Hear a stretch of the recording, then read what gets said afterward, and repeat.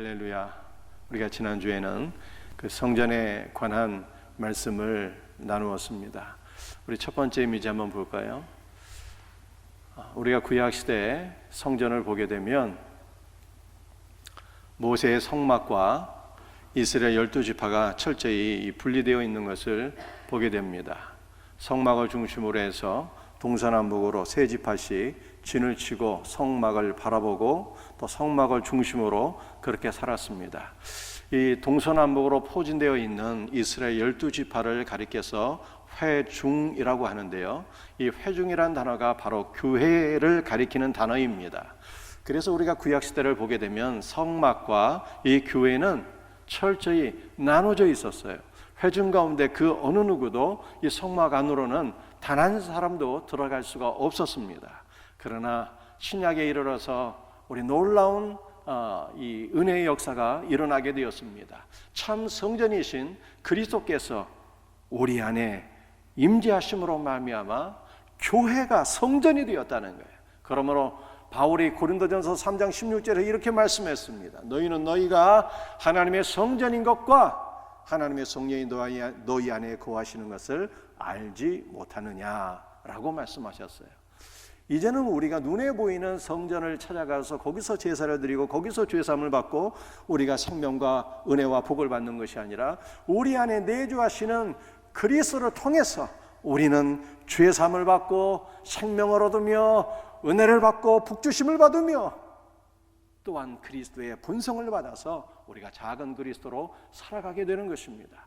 이제 예수 그리스도는요, 이 세상을 향해서 다이렉트로 생명의 말씀을 주시고 다이렉트로 은혜와 복을 주시지 않아요. 그리스도는 교회 안에 임재하셔서 교회와 하나가 되셨기 때문에 교회를 통해서 역사하십니다. 따라서 교회는 축복의 통로인 거예요.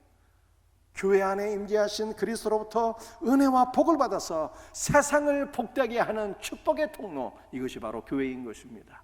그러므로 우리 사랑하는 생명샘교의 모든 성도들이 그리스도 안에서 풍성한 은혜와 생명을 공급받아서 이 세상을 복되게 하는 축복의 통로가 될 수 있기를 주 예수 그리스도의 이름으로 축복합니다.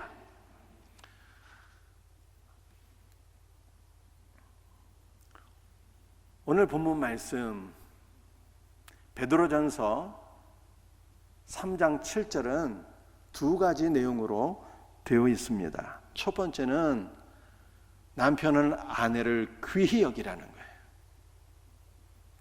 남편은 아내가 생명의 은혜를 함께 상속받을 자로 알아서 귀히 여기라, 이렇게 말씀했습니다. 이것은 남편과 아내가 그리스도의 구원의 놀라운 복을 받는 데 있어서 조금의 차별도 없이 동등한 자격을 갖고 있다라고 하는 것을 의미하고 있습니다.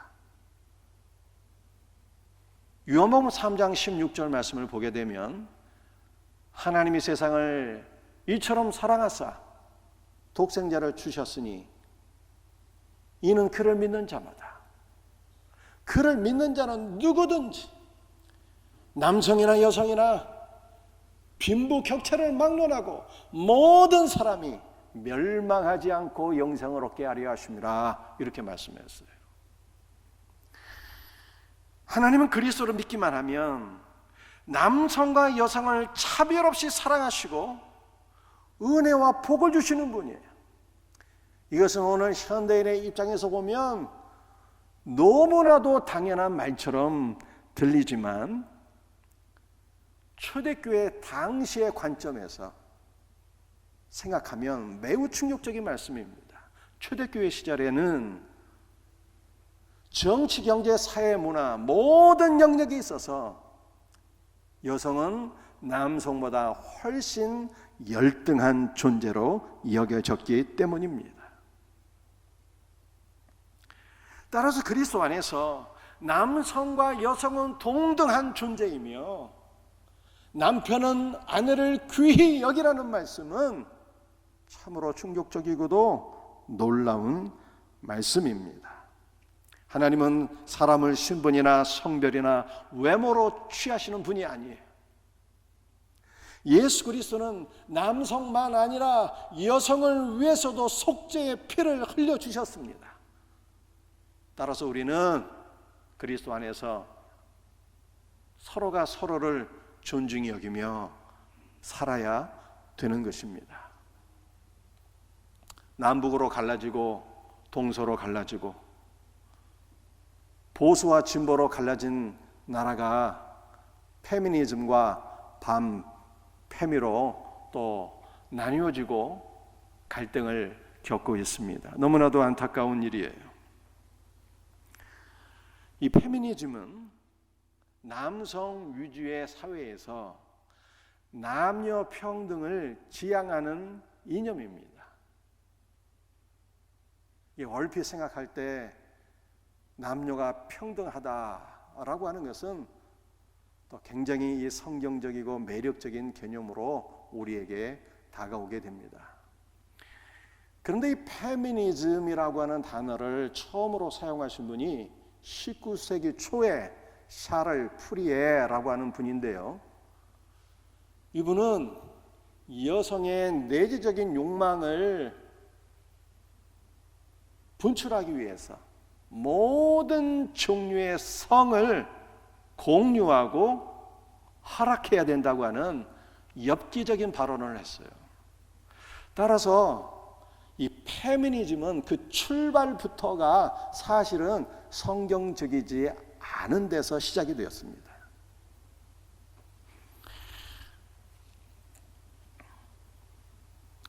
페미니즘은 여성이 남성과 평등하다는 전제하에 여성이 사회 각 계층에 진출할 수 있도록 돕고 또 사회 각 계층에 여성의 몫을 따로 할당해야 된다는 것을 주장하고 있습니다.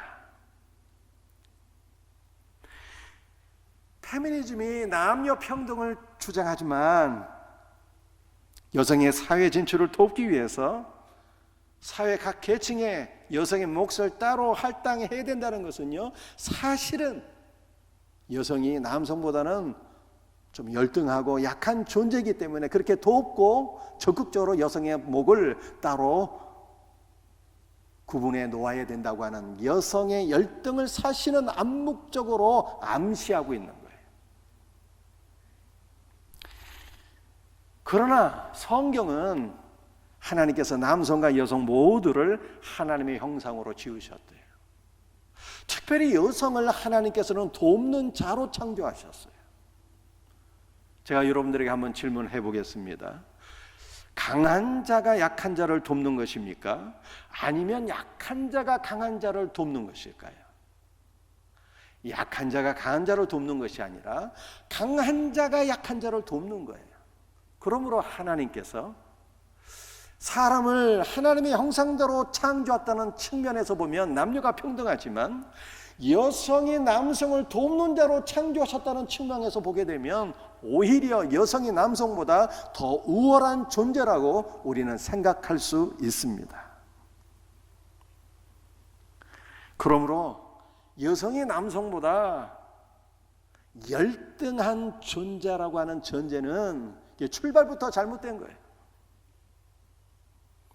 이것을 우리 사회에 접목하게 되면 남성이든 여성이든 사실은 능력으로 경쟁해서 능력이 탁월한 분들이 공동체를 이끄는 리더가 되는 것이 공동체가 살 길인 것입니다. 물론 능력 있는 여성이 사회의 관습이나 제도에 의해서 사회 각 방면으로 진출하는 것이 가로막혀져 있다면 그렇게 잘못된 제도나 관습은 철폐되어야 합니다. 여성의 사회 진출을 가로막는 것은 사실 성경적인 것이 아니에요.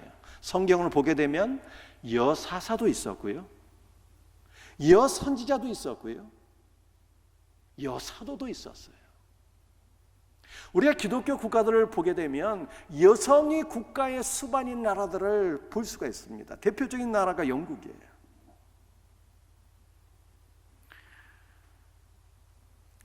우리 한국교회를 보게 되면 합동이나 고시는 지나치게 보수적이라고 할 수가 있어요. 여장로나 여목사 제도가 없는 유의한 교단입니다. 저는 합동교단의 목사이지만 개인적으로 성경을 볼 때에 여장로 또는 여목사 제도를 허용하는 것이 성경적이라고 생각을 합니다. 성경적으로 그리스도 안에서는 남자와 여자는 평등하며 여자는 사회적 약자가 아니라 오히려 우월한 존재라고 성경이 말씀하고 있기 때문입니다. 때문에 남성은 여성을 무시하는 것이 아니라 존중히 여겨야 될 것을 성경이 말씀하고 있습니다.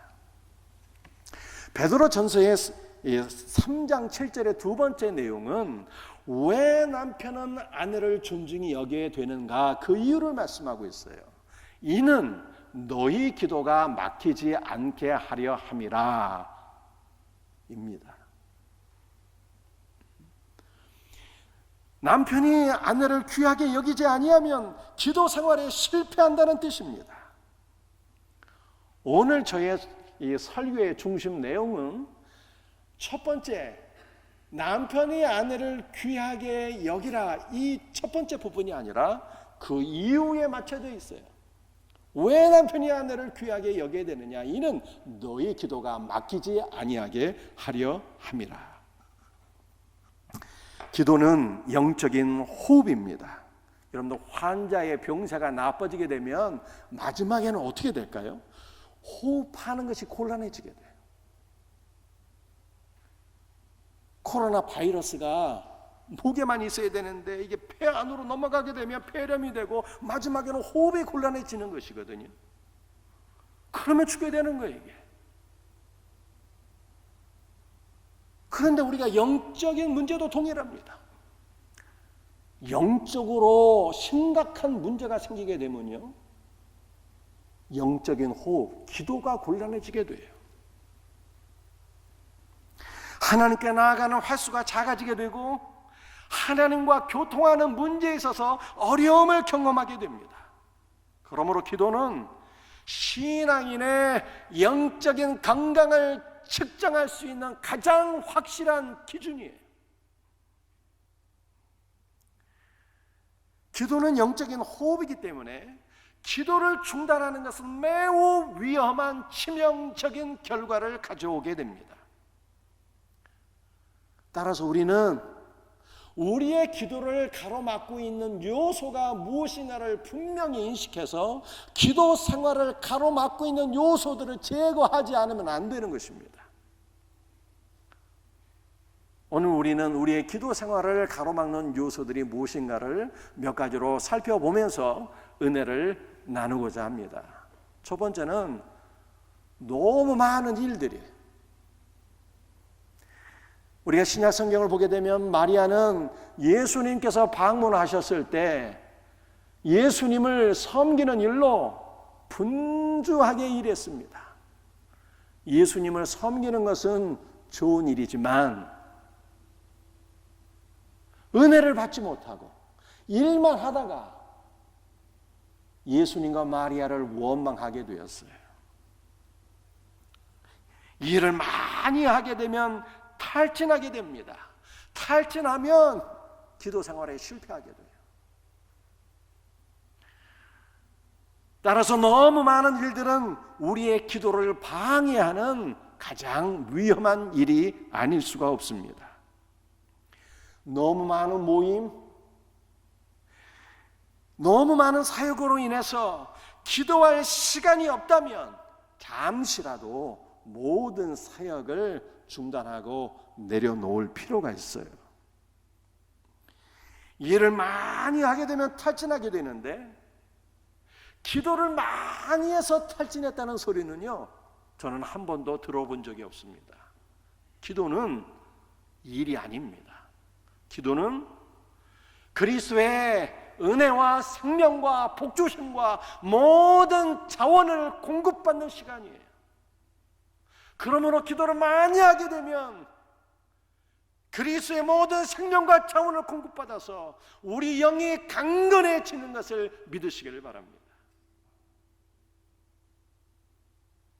반면에 기도 없이 일만 하게 되면 탈진하게 돼요. 따라서 일과 기도에는 균형이 있어야 됩니다. 일하는 데에는 시간과 노력을 기울이지만 기도하는 일에 시간과 우리의 에너지를 쏟지 못한다면 이것이 그리스도를 의지하지 못하는 것이기 때문에 기도하지 않는 것은요, 불신앙이에요. 하늘의 이슬이 기드온의 이슬을 흠뻑 적셨던 것처럼 우리는 기도를 통해서 성령의 은혜의 담비로 우리의 심령과 우리의 모든 사역이 흠뻑 적셔져야 되는 것입니다. 그럴 때 영적으로 탈진을 피하게 되고 그리스도께서 맡겨주신 모든 일들을 기쁨으로 잘 감당할 수 있는 승리자가 되는 것입니다. 우리 기도하는 성도들이 되기를 주님의 이름으로 축복합니다. 한편 너무 많이 할 일이 없어. 아예 할 일이 없어. 여러분들 이것도 심각한 문제가 되는 거예요. 영적으로 미혹에 빠질 수 있는 요소가 됩니다. 다윗은 부하 장수들이 전쟁터에 나가서 전쟁할 때에 함께 전쟁터에 나가지 아니하고 왕궁 지붕 위를 한가로이 거닐다가 목욕하는 바세바를 보고 미혹에 빠지게 되었습니다. 다윗이 나이가 많이 들어서 전쟁터에 나가지 못하게 된 것은 어쩔 수 없는 일이었지만 다윗이 왕궁 지붕 위를 한가로이 거닐던 그 시간은 성전에서 저녁 상번제를 드리던 시간이었어요. 마땅히 전쟁 중에 있는 부하들을 위해서 기도해야 되는데 기도할 시간에 기도하지 않고 한가로이 왕궁 지붕 위를 거닐다가 그는 미혹에 빠지게 된 것입니다. 성도는 일이 많으면 많을수록 기도를 많이 하셔야 돼요. 그래서 일과 기도의 균형이 있어야 됩니다. 성도가 할 일이 아예 없으면 그것도 미혹에 빠질 수가 있어요. 할 일이 없을 때 우리는 그리스도를 기업으로 누리셔야 됩니다. 그리스도 예수 안에 거하시고 그리스도를 말씀과 기도로 부지런히 경작하셔야 돼요. 그러므로 그리스도의 은혜와 성령과 복주심을 여러분들이 공급받게 될 때 반드시 여러분들을 하나님께서 귀하게 들어서 사용하실 것을 믿으시기를 바랍니다. 여러분들 우리의 기도를 방해하는 요소들 두 번째로 우리가 살펴보면 기도에 적합하지 않은 시간과 장소를 선택하는 것입니다. 마태복음 6장 5절 말씀이에요. 너희는 기도할 때에 외식하는 자와 같이 하지 말라. 그들은 사람에게 보이려고 회당과 큰 거리 어귀에 서서 기도하기를 좋아하느니라. 유대인들은 사람들이 많이 모이는 사거리와 시장 어귀와 그러한 장소를 선택해서 사람 앞에 보이기 위한 기도를 했습니다. 그러나 기도는 사람에게 보이기 위해서 하는 것이 아닙니다. 기도는 살아계신 하나님을 만나는 시간인 것입니다. 하나님과 소통하고 그리스도와 하나로 연합되는 시간, 이것이 바로 기도인 것입니다. 그러므로 우리는 살아계신 하나님을 만나서 교제하기에 적합한 시간과 장소를 선택하지 않으면 안 되는 것입니다. 일단 근무 시간은 기도하기에 적합한 시간이 아니에요. 성도는 근무 시간에 일함으로 그리스도를 섬기는 것입니다. 성도가 근무 시간에 일하지 않고 성경책 보고 막 기도하면 여기 전도의 문을 가로막는 거예요. 그거는 물론 우리가 직장에서 근무하다가 화살기도 드릴 수 있습니다. 여러분들 화살기도가 무엇입니까? 직장 생활하면 우리가 때때로 어려운 문제에 직면할 수가 있어요. 또한 우리가 반드시 처리해야 되는 중요한 업무를 맡을 때가 있습니다. 그러한 순간에 그리스도를 의지하며 지혜를 구하는 거예요. 하늘을 향해서 화살을 핑 쏘듯이 순간 그리스도를 의지하며 그리스도의 지혜를 구하는 것입니다. 그러면 우리가 그리스도께서 일하는 과정에 우리를 붙잡아 주시고 하늘의 지혜로 우리를 채워주시고 직장에서도 슬기롭게 능력 있게 모든 사역을 잘 감당할 수 있도록 우리를 도우시는 그리스도의 손길을 경험할 수가 있습니다. 일하면서도 순간순간 그리스도를 의지하며 기도하는 성도들이 되시기를 주의 이름으로 축복합니다. 그러나 우리는 보다 깊이 기도하기 위해서 아무도 우리를 방해하지 않는 그러한 시간을 따로 구별하지 않으면 안 되는 것입니다.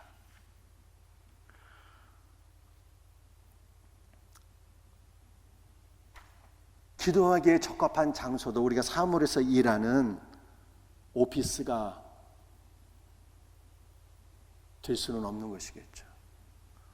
우리가 일하면서 사무실에도 순간순간 기도할 수 있으나 우리는 아무에게도 방해받지 않는 시간과 장소를 선택해야 되는 것입니다. 그래서 마태복음 6장 6절 말씀을 보게 되면 주님께서 이렇게 말씀하셨어요.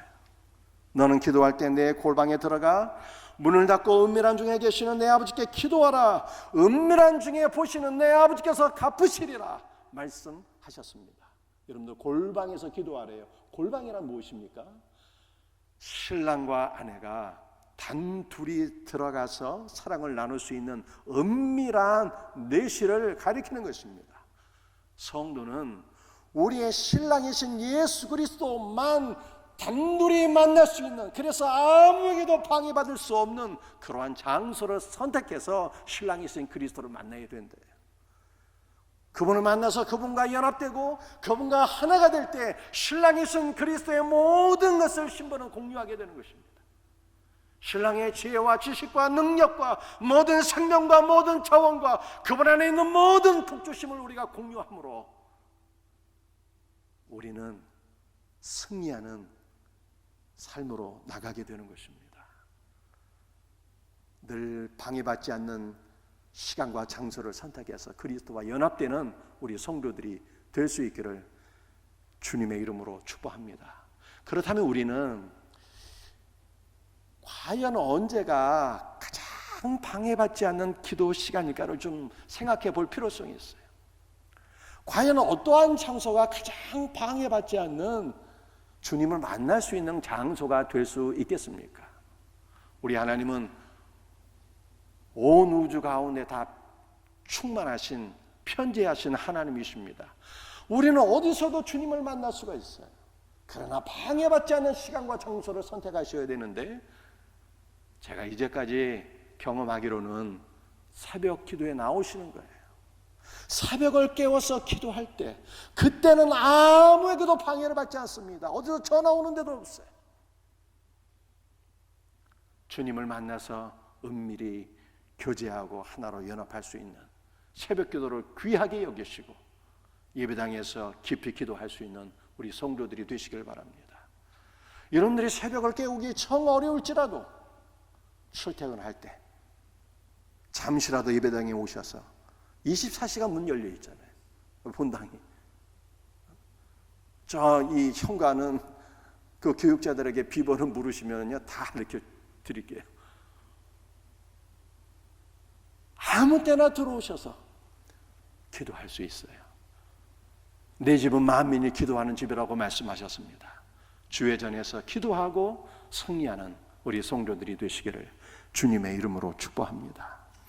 여러분들, 세상적인 염려는 우리의 기도 생활을 방해하는 또 다른 요인이에요. 베드로전서 5장 7절에 너희 염려를 주께 맡기라 이는 그가 너희를 돌보심이라. 그리스도인은 참으로 조심하며 살아야 될 것이 있습니다. 죄짓지 않도록 조심하며 정신 바짝 차려야 되는 것이죠. 그러나 세상을 살아가기 위해서 우리가 있어야 될 것, 이것도 있어야 되는데 저것도 있어야 되는데 나의 필요가 어떻게 채워질 수 있을까? 이러한 것으로 염려하게 되면 이러한 근심과 걱정과 염려는 나의 영을 짓눌러서 기도를 가로막게 된다고 하는 것을 성경이 말씀하고 있어요. 우리의 모든 염려는 주께 맡기래요. 여러분들, 우리 아버지 하나님께서는 공중에 나는 새도 먹이시고 들에 있는 풀도 입히시는 분이신데 어찌 우리의 삶을 책임져 주시지 않으시겠습니까? 오늘 우리 사랑하는 남자 우리 집사님들과 함께 예배드리게 되어서 감사해요. 그런데 우리 가정에서 가정의 역할이 무엇입니까? 가정의 역할은 우리가 다 부족하지만 최선을 다해서 아내와 자녀들을 책임져 주는 것 아니겠어요? 가장의 역할은 책임지는 거예요. 하물며 하늘에 계신 우리 아버지 하나님께서 자녀된 우리의 삶을 어찌 책임져 주지 않으시겠습니까? 그러므로 우리의 모든 염려는 하늘 아버지께 맡기라. 성경이 그렇게 말씀하고 있는 거예요. 우리는 어떻게 우리의 염려를 주께 맡길 수가 있을까요? 여러분들 염려한다는 것은 계속 생각하는 거예요. 계속 생각하는 거. 야, 이것도 있어야 되는데 저것도 있어야 되는데 고민하면서 계속 생각하는, 염려하는 것이잖아요. 여러분들, 우리가 계속해서 생각하는 것을 그리스도로 대체하세요. 그리스도를 계속 생각하고 묵상하게 되면 그리스도를 신뢰하게 돼요. 우리를 붙잡아 주시고 우리와 함께 하시는 그리스도를 신뢰하게 됩니다. 그리스도를 신뢰하게 되면 우리의 모든 염려를 주께 맡기게 돼요. 우리의 모든 염려를 주께 맡기게 되면 주께서 너희를 돌보시겠다 말씀하셨어요. 여러분들, 돌본다는 것이 무슨 뜻일까요? 돌본다라고 하는 것이 염려한다는 뜻이에요.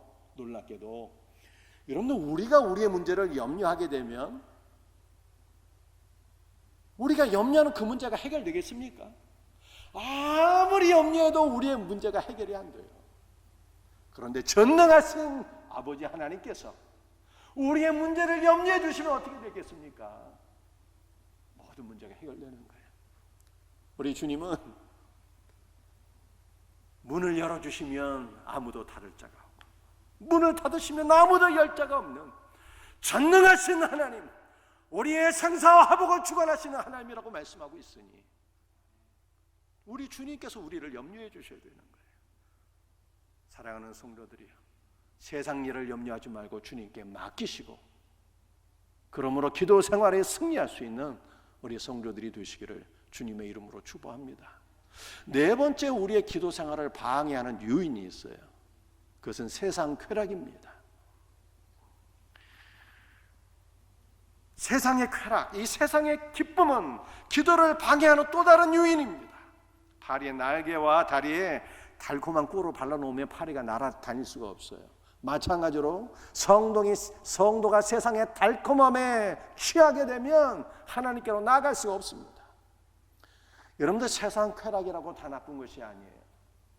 세상 쾌락은 건전한 쾌락도 있고 불건전한 쾌락도 있습니다. 불건전한 쾌락은 술에 취하는 것이고 성적인 부도덕에 빠지는 것입니다. 술에 취하고 성적인 부도덕에 빠지게 되면 우리의 영이 망하게 돼요. 기도하려고 해도 기도줄이 잡히지를 않고, 기도 자체가, 하나님께 나아가는 것 자체가 싫어지게 돼요. 죄를 짓게 되면 하나님께 나아가는 것 자체가 싫어지게 된다니까요. 여러분들, 건전한 이 기쁨도 있어요. 그것은 우리 취미 생활입니다. TV 드라마를 시청하고 운동하고 여러 가지 취미 생활을 하는 것은 이 세상을 살아가면서 하나님께서 우리에게 주신 또 다른 선물이 되는 것입니다. 이러한 이 세상적인 우리 건전한 기쁨들은요, 적당히 사용하면 좋은 거예요. 적당히 사용하면. 그런데 이 세상적인 오락과 취미생활에 깊이 빠지게 되면 이것이 또 우리의 기도 생활을 방해하게 됩니다. 참 부끄러운 이야기지만 제가 아는 어떤 목회자 한 분은 운동을 너무 좋아하는 거야. 운동에 너무 깊이 빠져갖고 운동 때문에 목회를 중단하신 경우도 있어요. 여러분들은 세상이 주는 기쁨에 그것이 비록 건전하다 할지라도 혹시 너무 깊이 빠져 있지는 않으신가요? TV 드라마 시청에 너무 깊이 빠지시면 안 돼요. 절제할 수 있어야지. 절제가 안 되면 어떻게 성경 읽고 어떻게 기도하겠어요? 운동하는 것도 모든 취미 생활도 적당히 해야 되는 거예요. 여러분들, 우리의 영은 그 어떤 것도 우리를 점유하면 안 되는 거예요. 세상의 염려가 우리의 영혼을 점유하고 지배하면 안 돼요. 세상의 어떠한 쾌락과 기쁨이 우리의 영과 마음을 지배하도록 우리는 허용하면 안 되는 것입니다. 우리의 영혼은 오직 그리스도만이 우리를 지배하셔야 돼요. 그럴 때 우리가 방해받지 않는 깊이 있는 기도 생활로 나가게 되는 것입니다. 이와 같은 은혜가 있기를 주님의 이름으로 축복합니다. 여러분들, 우리의 기도 생활을 방해하는 또 다른 한 가지는요, 관계의 파괴입니다. 베드로전서 3장 7절 말씀이에요. 남편들아, 이와 같이 지식을 따라 너희 아내와 동거하고 그를 더 연약한 그리시요 또 생명의 은혜를 함께 이어받을 자로 알아 귀히 여기라. 이는 너희 기도가 막히지 아니하게 하려 함이라 라고 말씀하셨습니다. 남편은 아내를 귀히 여기래요. 아내와 연합하여서 하나가 되어야 된다는 것을 의미하고 있습니다. 왜냐하면 너희 기도가 막히지 아니하게 하려 함이라 말씀하셨어요. 여러분들 가정에서 부부가 불화하게 되면 기도줄이 안 잡혀요. 기도줄이. 부부 싸움하고 와서 예배 드려보세요. 이게 은혜가 되겠습니까? 그날? 부부 싸움하고 기도해보세요. 기도줄이 잡히겠습니까? 기도줄이 안 잡히는 거예요.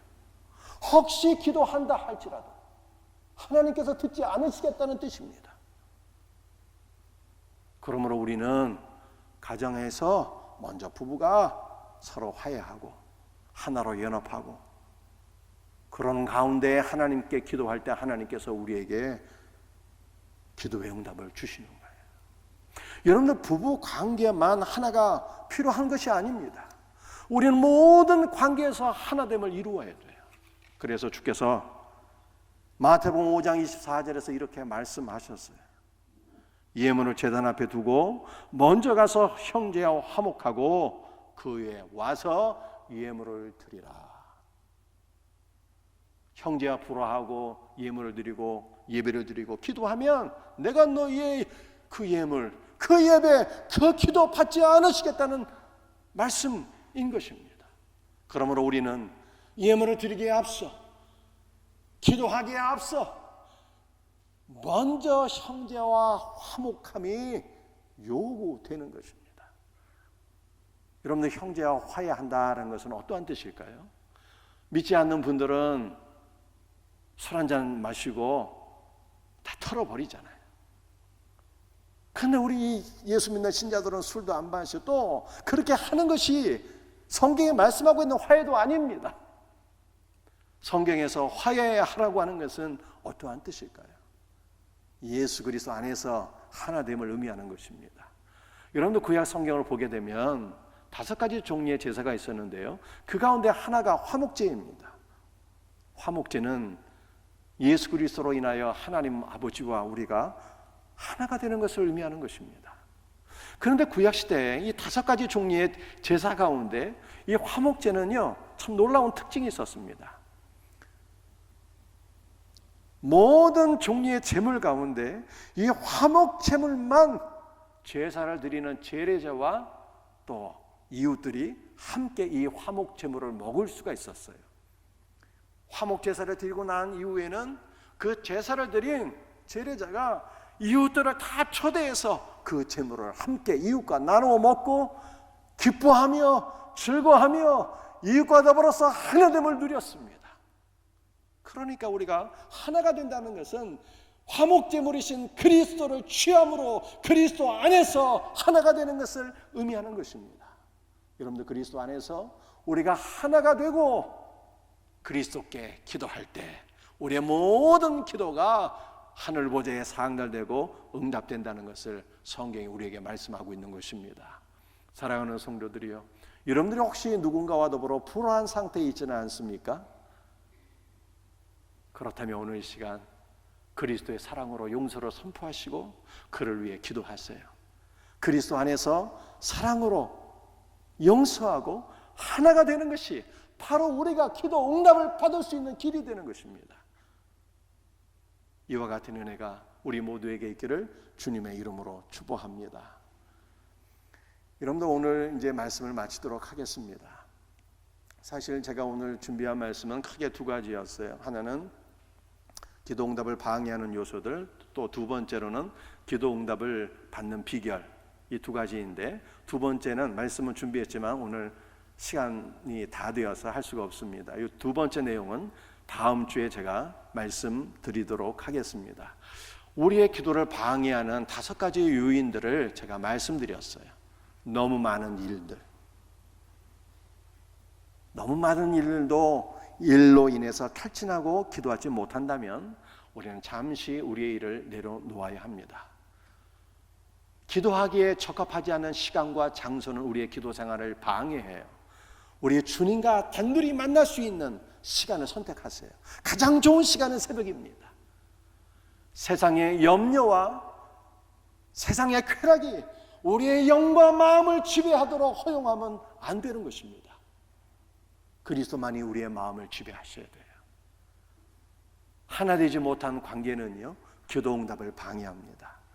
그리스도의 사랑으로 용서를 선포하고 하나님을 누림으로 우리의 모든 기도가 그리스도께 상달되는 놀라운 은혜가 있기를 주님의 이름으로 축복합니다. 기도하시겠어요?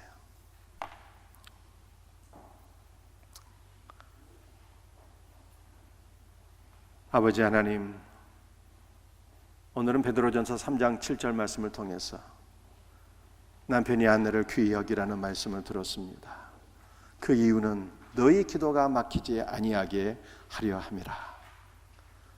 각 가정에서 서로를 귀하게 여김으로 우리의 기도가 주 안에서 늘 강력하며 응답받는 복된 기도가 되게 하여 주옵소서. 주님, 특별히 우리의 기도를 방해하는 모든 요인들을 내려놓습니다. 너무 많은 일들, 기도에 적합하지 않은 시간과 장소, 세상의 염려와 세상의 모든 쾌락과 파괴된 관계를 내려놓게 하시고 우리가 늘 그리스도께 기쁨으로 나아가 기도하고 응답받는 복된 성도들 되게 하여 주옵소서. 주 예수의 이름으로 감사하며 기도드립니다. 아멘.